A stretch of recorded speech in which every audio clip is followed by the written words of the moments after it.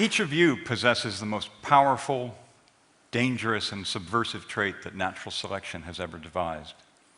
It's a piece of neural audio technology for rewiring other people's minds. I'm talking about your language, of course, because it allows you to implant a thought from your mind directly into someone else's mind, and they can attempt to do the same to you, and without either of you having to perform surgery. Instead, when you speak, you're actually using a form of telemetry, not so different from the remote control device for your television. It's just that whereas that device relies on pulses of infrared light, your language relies on pulses, discrete pulses, of sound. And just as you use the remote control device to alter the internal settings of your television to suit your mood, you use your language to alter the settings inside someone else's brain to suit your interests. Language is our genes talking, getting things that they want. And just imagine the sense of wonder in a baby when it first discovers that merely by uttering a sound, it can get objects to move across a room as if by magic, and maybe even into its mouth. Now, language's subversive power has been recognized throughout the ages in censorship, in books you can't read, in phrases you can't use, and words you can't say. In fact, the Tower of Babel story in the Bible is a fable and warning about the power of language. According to that story, early humans developed the conceit that by using their language to work together, they could build a tower that would take them all the way to heaven. Now, God, angered at this attempt to usurp his power, destroyed the tower, and then to ensure that it would never be rebuilt, he scattered the people by giving them different languages, confused them by giving them different languages. And this leads to the wonderful irony that our languages exist to prevent us from communicating. Even today, we know that there are words we cannot use, phrases we cannot say, because if we do so, we might be accosted, jailed, or even killed. And all of this from a puff of air emanating from our mouths. Now, all this fuss about a single one of our traits tells us there's something worth explaining. And that is, how and why did this remarkable trait evolve, and why did it evolve only in our species? Now, it's a little bit of a surprise that to get an answer to that question, we have to go to tool use in the chimpanzees. Now, these chimpanzees are using tools, and we take that as a sign of their intelligence. But if they really were intelligent, why would they use a stick to extract termites from the ground rather than a shovel? And if they really were intelligent, why would they crack open nuts with a rock? Why wouldn't they just go to a shop and buy a bag of nuts that somebody else had already cracked open for them? Why not? I mean, that's what we do. Now, the reason the chimpanzees don't do that is that they lack what psychologists and anthropologists call social learning. They seem to lack the ability to learn from others by copying or imitating or simply watching. As a result, they can't improve on others' ideas or learn from others' mistakes, benefit from others' wisdom. And so they just do the same thing over and over and over again. In fact, we could go away for 1,000,000 years and come back, and these chimpanzees would be doing the same thing, with the same sticks for the termites and the same rocks to crack open the nuts. Now, this may sound arrogant or even full of hubris. How do we know this? Because this is exactly what our ancestors, the Homo erectus, did. These upright apes evolved on the African savanna about 2 million years ago, and they made these splendid hand axes that fit wonderfully into your hands. But if we look at the fossil record, we see that they made the same hand axe over and over and over again for 1 million years. We can follow it through the fossil record. Now, if we make some guesses about how long Homo erectus lived, what their generation time was, that's about 40,000 generations of parents to offspring and other individuals watching in which that hand axe didn't change. It's not even clear that our very close genetic relatives, the Neanderthals, had social learning. Sure enough, their tools were more complicated than those of Homo erectus, but they too showed very little change over the 300,000 years or so that those species, the Neanderthals, lived in Eurasia. Okay, so what this tells us is that contrary to the old adage, monkey see, monkey do, the surprise really is that all of the other animals really cannot do that, at least not very much. And even this picture has this suspicious taint of being rigged about it, something from a Barnum and Bailey circus. But by comparison, we can learn. We can learn by watching other people and copying or imitating what they can do. We can then choose from among a range of options the best one. We can benefit from others' ideas. We can build on their wisdom. And as a result, our ideas do accumulate and our technology progresses. And this cumulative cultural adaptation, as anthropologists call this accumulation of ideas, is responsible for everything around you in your bustling and teeming everyday lives. I mean, the world has changed out of all proportion to what we would recognize even 1,000 or 2,000 years ago. And all of this because of cumulative cultural adaptation. The chairs you're sitting in, the lights in this auditorium, my microphone, the iPads and iPods that you carry around with you, all a result of cumulative cultural adaptation. Now, to many commentators, cumulative cultural adaptation or social learning is job done. End of story. Our species can make stuff, therefore we prospered in a way that no other species has. And in fact, we can even make the stuff of life, as I just said, all the stuff around us. But in fact, it turns out that sometime around 200,000 years ago, when our species first arose and acquired social learning, that this was really the beginning of our story, not the end of our story, because our acquisition of social learning would create a social and evolutionary dilemma, the resolution of which, it's fair to say, would determine not only the future course of our psychology, but the future course of the entire world.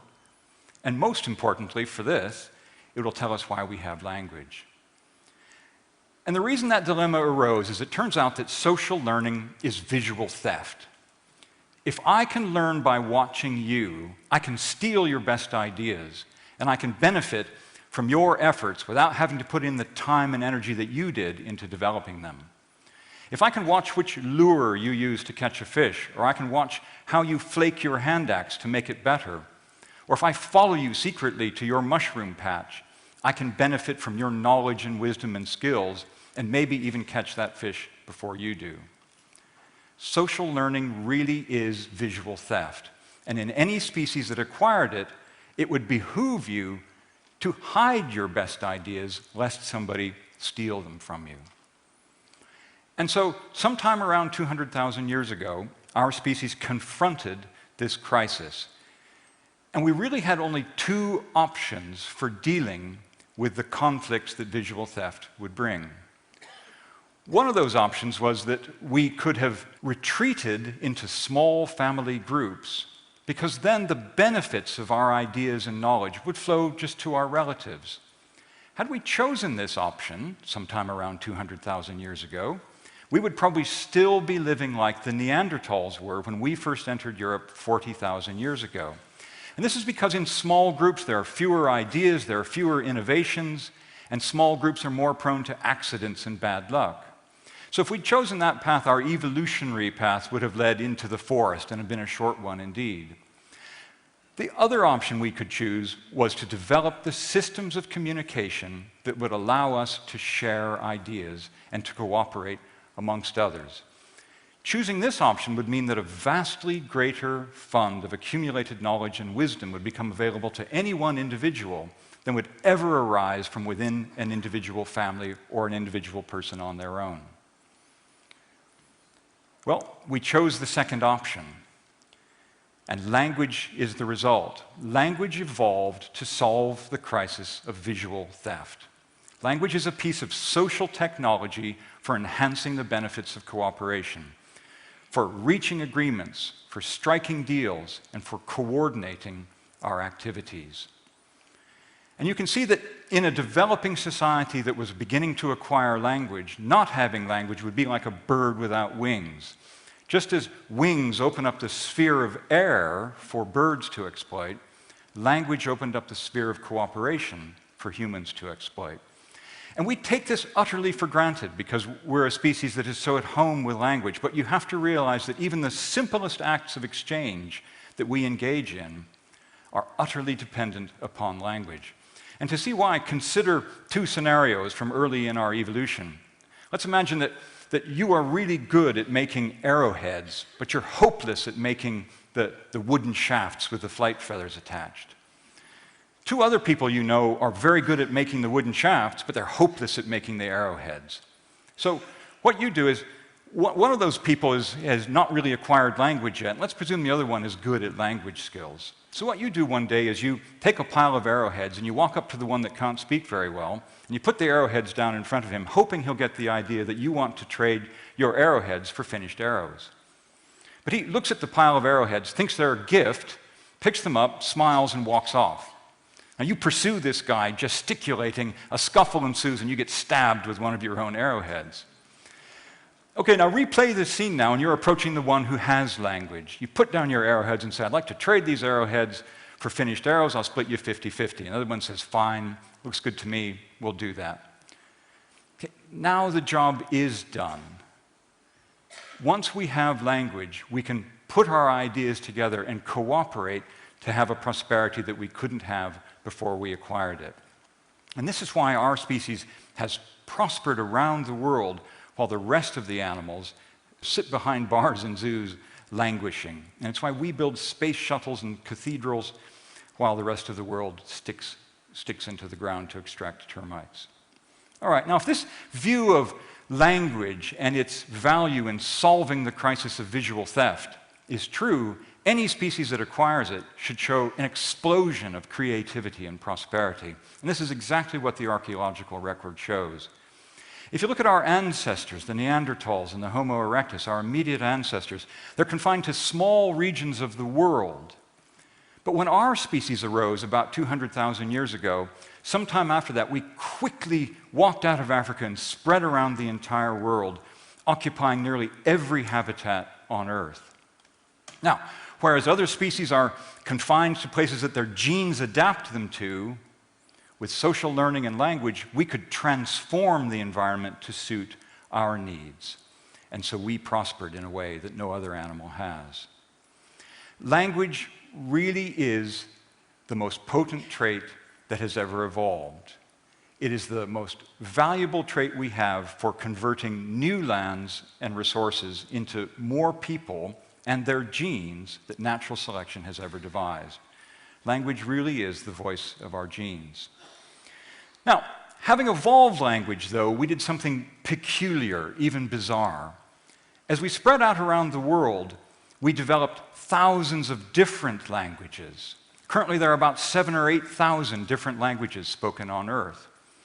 Now, you might say, well, this is just natural. As we diverge, our languages are naturally going to diverge.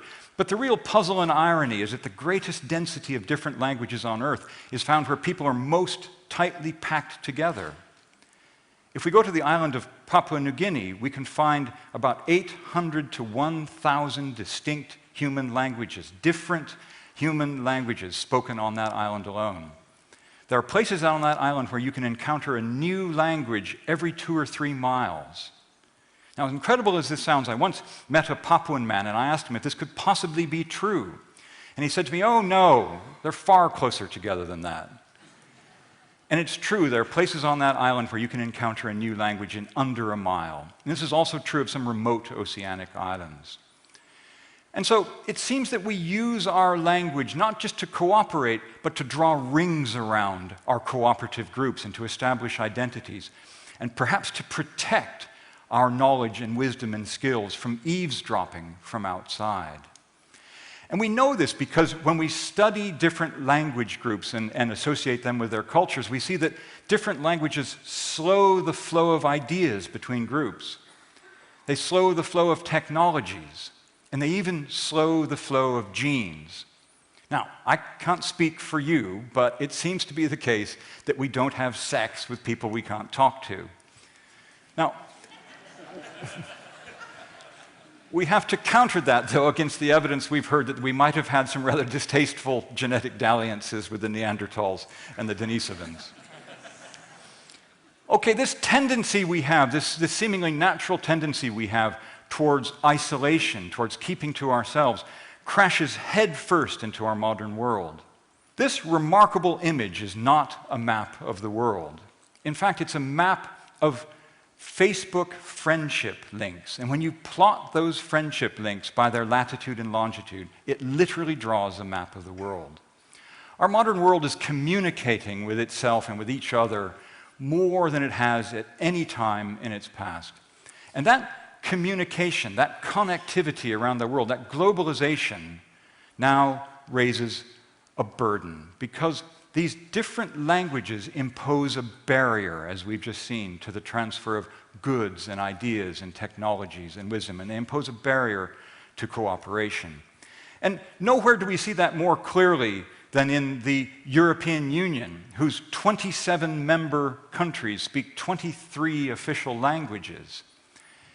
The European Union is now spending over 1 billion euros annually translating among their 23 official languages. That's something on the order of 1.45 billion US dollars on translation costs alone. Now think of the absurdity of this situation. If 27 individuals from those 27 member states sat around a table speaking their 23 languages, some very simple mathematics will tell you that you need an army of 253 translators to anticipate all the pairwise possibilities.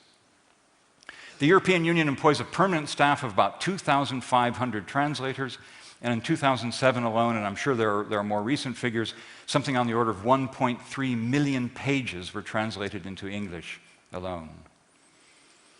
And so, if language really is the solution to the crisis of visual theft, if language really is the conduit of our cooperation, the technology that our species derived to promote the free flow of an exchange of ideas, in our modern world we confront a question. And that question is whether, in this modern globalized world, we can really afford to have all these different languages. Put it this way, nature knows no other circumstance in which functionally equivalent traits coexist. One of them always drives the other extinct. And we see this in the inexorable march towards standardization. There are lots and lots of ways of measuring things, weighing them and measuring their length, but the metric system is winning. There are lots and lots of ways of measuring time, but a really bizarre base 60 system known as hours and minutes and seconds is nearly universal around the world. There are many, many ways of imprinting CDs or DVDs, but those are all being standardized as well. And you can probably think of many, many more in your own everyday lives. And so our modern world now is confronting us with a dilemma, and it's the dilemma that this Chinese man faces, whose language is spoken by more people in the world than any other single language. And yet he is sitting at his blackboard converting Chinese phrases into English language phrases. And then what this does is it raises the possibility to us that in a world in which we want to promote cooperation and exchange, in a world that might be dependent more than ever before on cooperation to maintain and enhance our levels of prosperity, his actions suggest to us that it might be inevitable that we have to confront the idea that our destiny is to be one world with one language. Thank you.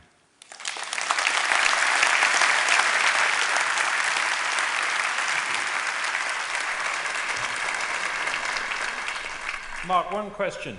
Svante found that the FOXP2 gene, which seems to be associated with language, was also shared in the same form in Neanderthals as us. Do we yet have any idea how we could have defeated Neanderthals if they also had language? This is a very good question. So many of you will be familiar with the idea that there's this gene called FOXP2 that seems to be implicated in some ways in the fine motor control that's associated with language. But the reason why I don't believe that tells us that the Neanderthals had language is, here's a simple analogy. Ferraris are cars that have engines. My car has an engine, but it's not a Ferrari. Now, the simple answer then is that genes alone don't all by themselves determine the outcome of very complicated things like language. What we know about this FOXP2 in Neanderthals is that they may have had fine motor control of their mouths. Who knows? But that doesn't tell us they necessarily had language. Thank you very much indeed.